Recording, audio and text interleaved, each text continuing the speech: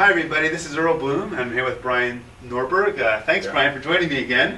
No problem. You tried this a Glad to couple be of here. months ago and it was a little noisy Yeah, we had it at the yogurt shop and a lot of background there. with the kids, but it was Yeah. good yogurt, it was sugar free. It was good stuff. So we're here at another secret location. No, actually we are here at Radisson. And I just want to spend a few minutes with Brian and talk a little bit about your transformation, Sure. which I understand has been going on for a long time, A couple of years now, actually, yeah. which is amazing. And perhaps we can take a step back a little bit and talk first about what you were like before you started to get into shape. Sure. I was, I was big. I was 296 pounds, real close to 300. And I was so out of shape that just playing on the floor with my kids left me out of breath and dizzy when I stood up. And that's kind of what gave me the wake-up call. If I didn't do something, I wasn't going to be able to play ball with them. They used you as a beach ball, right? Yeah, I was pretty round. So 297 pounds, and Yeah. what woke you up? What all of a sudden made you feel like you have to get into shape? What was that special moment? Well, I'd always known that I was heavy, but I hadn't really thought of it in terms of the effect it was having on my health.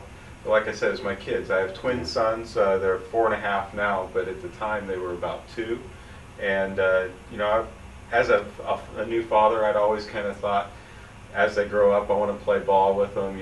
Play catch, basketball, Yeah. football, soccer, and I just realized, if I didn't do something, not only was I not going to be able to play ball with them, I might not see them get married or graduate high school. So I had the same feeling when I weighed 220 just 5 months ago. It feels like a lifetime ago, but some of us are more dense than others. I had to get a lot heavier to realize but that. when I went on the trampoline, it used to kill my knees, and I used to tell Ah. my kids, I can't play with you on the trampoline.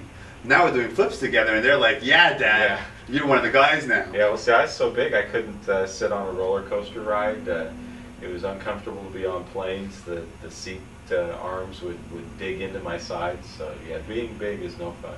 So just to tease our audience a bit, Sure. what weight did you go down to? And then I'm going to ask you how you did it. Sure. I went from 296 down to 174. 174 is about the lightest I've weighed. Over 120 pounds. Yeah, 126 pounds I think was the total. We'll have to check the math. No problem. But Maybe it was 126 pounds of fat because I was tracking body fat. boy, that would be amazing. But that is truly incredible, and congratulations. Thanks. Now I know that Burn the Fat, Feed the Muscle was a part of your transformation. Is that right? Definitely, it was. In fact, I did about the first 50 pounds on my own, Yeah. just kind of watching what I ate, but I had plateaued.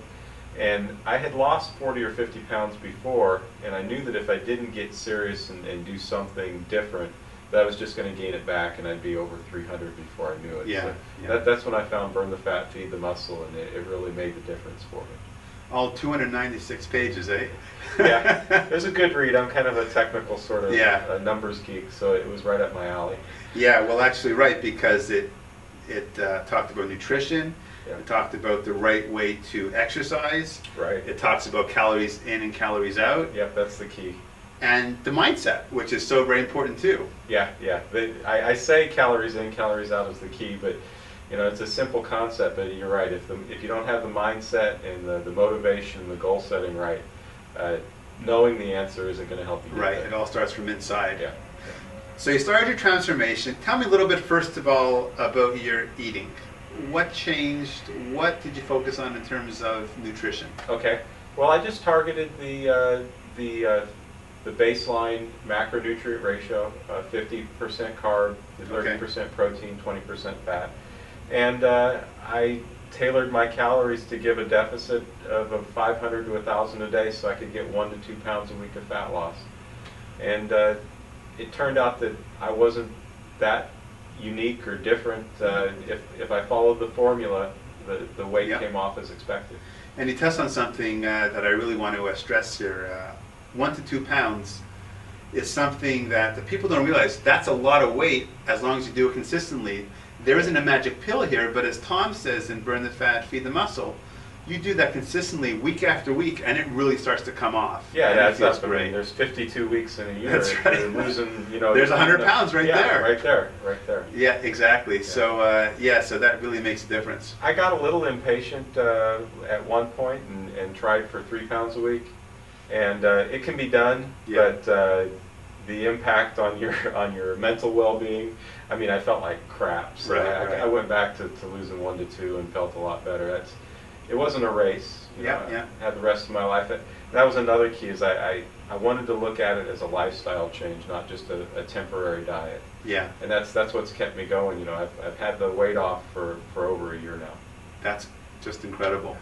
So let's talk just a little bit about your routine now for your workouts. What do you do?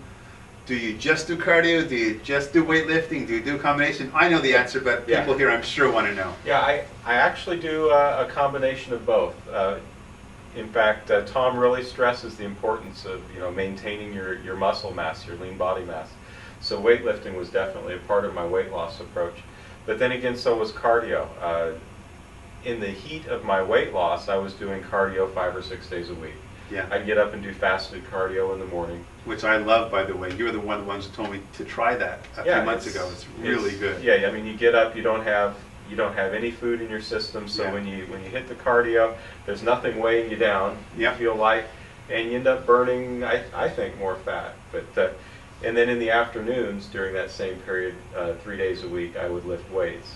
Now I'm in more of a maintenance phase, actually a growth phase for muscle, and I don't do you know, the 2-a-day workouts anymore. So Right. so now Monday, Wednesday, Friday I lift weights. Okay. Tuesday, Thursday, and Saturday I do a cardio of one sort or another.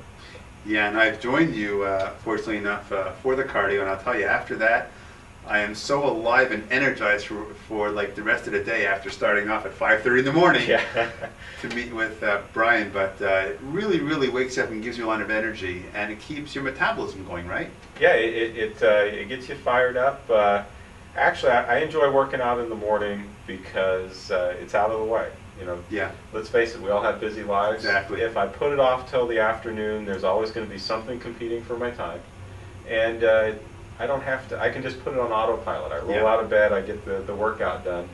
And, you know, that's one check mark in the positive column to get the day started. And I don't have to fight myself or argue, am I going to actually do the workout?